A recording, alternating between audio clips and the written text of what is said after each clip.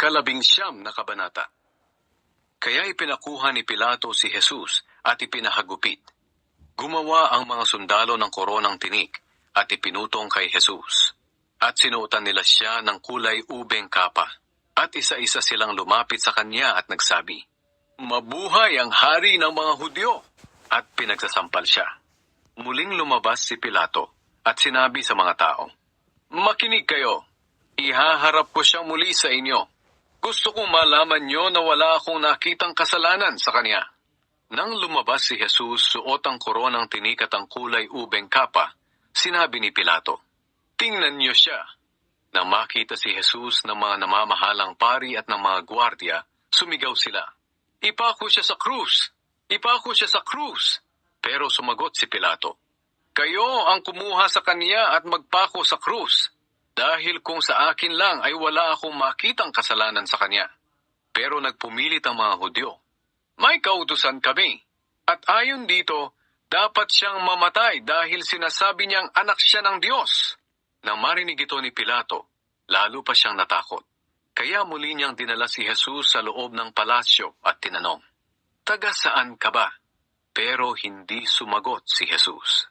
Kaya sinabi ni Pilato, "Bakit ayaw mo akong sagutin? Hindi mo ba alam na may kapangyarihan akong palayain ka o ipapako sa krus?" Sumagot si Jesus, "Wala kang maaaring gawin sa akin kung hindi ka binigyan ng Diyos ng kapangyarihan. Kaya mas malaki ang kasalanan ng taong nagdala sa akin dito sa iyo." Nang marinig ito ni Pilato, muli niyang sinikap na mapalaya si Jesus. Pero nagsigawan ang mga Hudyo, "Kapag pinalaya mo ang taong iyan, hindi ka kaibigan ng emperador, sapagkat ang sino mang nagsasabing hari siya ay kaaway ng emperador." Nang marinig ito ni Pilato, inilabas niya si Jesus sa palasyo. Pagkatapos, umupo siya sa upuan ng tagahatol, sa lugar na kung tawagin ay batong plataporma, na sa wikang Hebreo ay Gabata. Bandang tanghali na noon ang bisperas ng pista ng paglampas ng anghel. Sinabi ni Pilato sa mga Hudyo, "Narito ang hari niyo." Pero nagsigawan ang mga Hudyo, "Patayin siya! Patayin siya! Ipako siya sa krus!" Sinabi ni Pilato sa kanila, "Ipapako ko ba sa krus ang hari niyo?"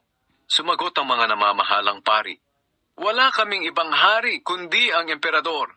Kaya ibinigay ni Pilato sa kanila si Jesus upang ipako sa krus. Ipinako sa krus si Jesus. Dinala si Jesus ng mga sundalo palabas ng lungsod. Ipinapasan nila kay Jesus ang kanyang krus papunta sa lugar na tinatawag na lugar ng bungo, na sa wikang Hebreo ay Golgota. Doon nila ipinako sa krus si Jesus, kasama ng dalawa pa. Sa kanan ang isa at ang isa namay sa kaliwa, at nasa gitna nila si Jesus. Pinalagyan ni Pilato ng karatula ang krus ni Jesus, at ganito ang nakasulat, "Si Jesus na taga Nazaret, ang hari ng mga Hudyo." Nakasulat ito sa mga wikang Hebreo, Latin at Griego. Maraming Hudyo ang nakabasa nito, dahil malapit lang sa lungsod ang lugar kung saan ipinako sa krus si Jesus. Nagreklamo ang mga namamahalang pari kay Pilato, "Hindi dapat hari ng mga Hudyo ang isinulat niyo, kundi sinabi ng taong ito na siya raw ang hari ng mga Hudyo." Pero sinagot sila ni Pilato, "Kung ano ang isinulat ko, iyon na." Nang maipako na ng mga sundalo si Jesus, kinuha nila ang kanyang damit at hinati-hati sa apat. Tig-isang bahagi ang bawat sundalo. Kinuha rin nila ang damit panloob niya. Hinabi ito ng buo at walang tahi o dugtong. Sinabi ng isang sundalo, "Huwag na natin itong paghatian. Magpalabunutan na lang tayo kung kanino ito mapupunta." Nangyari ito upang matupad ang sinabi sa kasulatan, "Pinaghati-hatian nila ang aking damit, at nagpalabunutan sila para sa aking damit panloob." At ito nga ang ginawa ng mga sundalo. Nakatayo malapit sa krus ni Jesus ang kanyang ina, ang kapatid ng kanyang ina, si Maria na asawa ni Clopas, at si Maria na taga Magdala. Nang makita ni Jesus ang kanyang ina na nakatayo roon katabi ng minamahal niyang tagasunod, sinabi niya, "Babae, ituring mo siyang anak." At sinabi naman niya sa tagasunod niya, "Ituring mo siyang ina." Mula noon, tumira na ang ina ni Jesus sa tahanan ng tagasunod na ito. Ang pagkamatay ni Jesus. Alam ni Jesus na tapos na ang misyon niya, at para matupad ang nakasulat sa kasulatan, sinabi niya, "Nauuhaw ako." May isang banga roon na puno ng maasim na alak. Isinawsaw ng mga sundalo ang isang espongha sa alak, ikinabit sa sanga ng isopo, at inilapit sa bibig ni Jesus. Nang masipsip na ni Jesus ang alak, sinabi niya, "Tapos na." Iniyuko niya ang kanyang ulo, at nalagot ang kanyang hininga. Sinibat ang tagiliran ni Jesus. Pispiras na noon ang pista, at kinabukasan ay espesyal na araw ng pamamahinga. Dahil ayaw ng mga Hudyo na maiwan sa krus ang mga bangkay sa araw ng pamamahinga, hiniling nila kay Pilato na baliin ang mga binti ng mga nakapako upang madali silang mamatay, at nang maalis agad ang mga bangkay. Kaya ito nga ang ginawa ng mga sundalo. Pinali nila ang mga binti ng dalawang kasama ni Jesus na ipinako. Pero pagdating nila kay Jesus, nakita nilang patay na siya. Kaya hindi na nila binali ang mga binti niya. Sa halip sinaksak ng sibat ng isa sa kanila ang tagiliran ni Jesus, at biglang dumaloy ang dugo at tubig. Nakita ko mismo ang mga pangyayari, at isinasalaysay ko ito sa inyo. Totoong nangyari ito, kaya alam kong totoo ang mga sinasabi ko. Isinasalaysay ko ito upang sumampalataya rin kayo. Nangyari ang mga bagay na ito upang matupad ang sinasabi sa kasulatan. Walang mababali ni isa man sa kanyang mga buto. Sinasabi rin sa isa pang bahagi ng kasulatan, pagmamasdan nila ang taong sinaksak nila. Ang paglilibing kay Jesus. Pagkatapos nito, hiningi ni Jose na taga-Arimatea ang bangkay ni Jesus kay Pilato. Si Jose ay isang tagasunod ni Jesus, ngunit palihim lang dahil natatakot siya sa mga pinuno ng mga Hudyo. Pinayagan siya ni Pilato, kaya pinuntahan niya ang bangkay ni Jesus para kunin ito. Sinamahan siya ni Nicodemus, ang lalaking bumisita noon kay Jesus isang gabi. Nagdala si Nicodemus ng mga 35 kilo ng pabango na gawa sa pinaghalong mira at aloe. Kinuha nila ang bangkay ni Jesus at nilagyan ng dala nilang pabango habang ibinabalot ng telang linen ayon sa nakaugalian ng mga Hudyo sa paglilibing. Sa lugar kung saan ipinako si Jesus ay may halamanan, at doon ay may isang bagong libingan na hinukay sa gilid ng burol na hindi pa napapaglibingan. Dahil bispiras na noon ng pista, at dahil malapit lang ang libingang iyon, doon na nila inilibing si Jesus.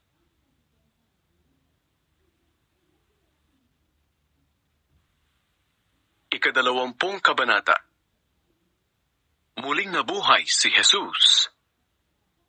Kinaumagahan ng linggo, habang madilim pa, pumunta si Maria na taga Magdala sa libingan. Nakita niyang naalis na ang batong nakatakip sa pintuan nito. Kaya tumakbo siya at pumunta kay Simon Pedro at sa tagasunod na mahal ni Jesus. Pagdating niya sa kinaroroonan nila, sinabi niya sa kanila, "Kinuha nila sa libingan ng Panginoon at hindi namin alam kung saan dinala." Kaya tumakbo si Pedro papunta sa libingan kasama ang nasabing tagasunod. Pareho silang tumakbo, pero mas mabilis ang isa kaysa kay Pedro. Kaya nauna itong nakarating sa libingan. Yumuko siya at sumilip sa loob ng libingan. Nakita niya ang mga telang linen na ipinambalot kay Jesus, pero hindi siya pumasok. Kasunod naman niyang dumating si Simon Pedro, at pumasok siya sa loob ng libingan. Nakita niya ang mga telang linen, maging ang ipinambalot sa ulo ni Jesus. Nakatiklop ito sa mismong lugar nito, at nakahiwalay sa iba pang mga tela.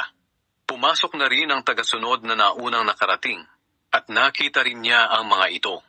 Kahit na hindi pa nila nauunawaan ang tungkol sa sinasabi ng kasulatan, na si Jesus ay muling mabubuhay, naniwala siya na muling nabuhay si Jesus. Pagkatapos nito, umuwi ang dalawang tagasunod. Nagpakita si Jesus kay Maria na taga Magdala. Naiwan si Maria sa labas ng libingan na umiiyak. Habang umiiyak, sumilip siya sa loob ng libingan at nakita niya ang dalawang anghel na nakaputi. Nakaupo sila sa pinaglagyan ng bangkay ni Jesus, isa sa may ulunan at isa sa may paanan. Tinanong nila si Maria, "Babae, bakit ka umiiyak?" Sumagot siya, "May kumuha sa Panginoon ko, at hindi ko alam kung saan siya dinala." Pagkasabi nito'y lumingon siya, at nakita si Jesus na nakatayo, pero hindi niya nakilala na si Jesus iyon. Tinanong siya ni Jesus, "Babae, bakit ka umiiyak? Sino ba ang hinahanap mo?" Sa pag-aakalang siya ang hardinero roon, sumagot si Maria, "Kung kayo po ang kumuha sa kanya, ituro niyo sa akin kung saan niyo siya dinala, at kukunin ko siya." Sinabi ni Jesus sa kanya, "Maria."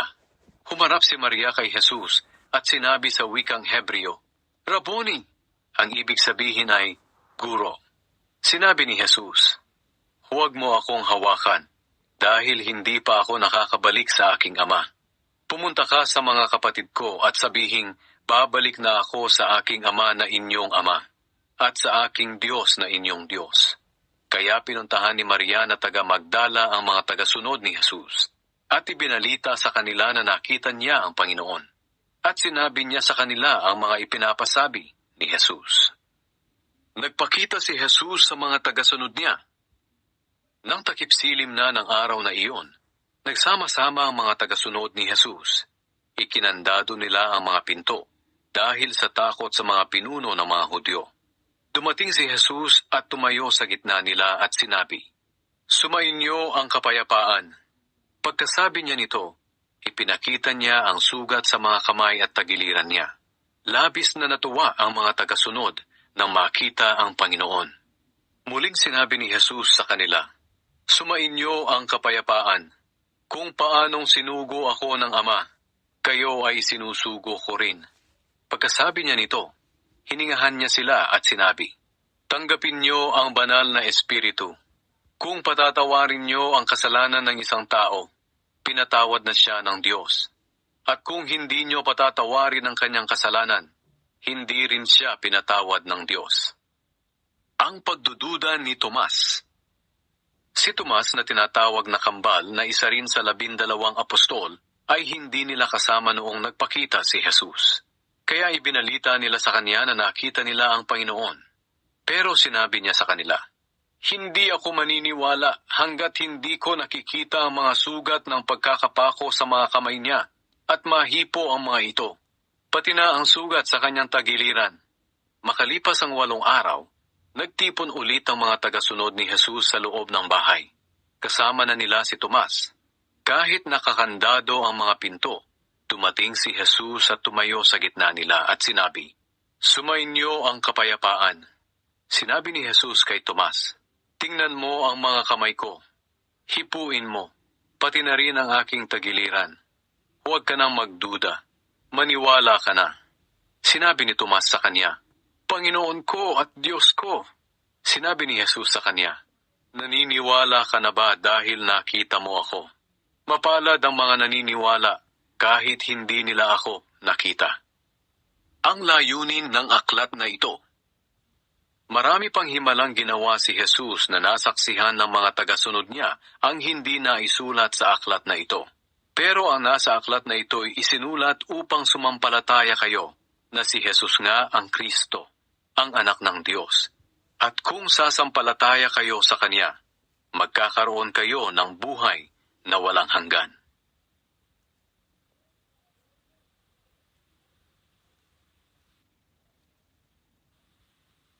Ika-21 kabanata. Nagpakita si Jesus sa kanyang 7 tagasunod.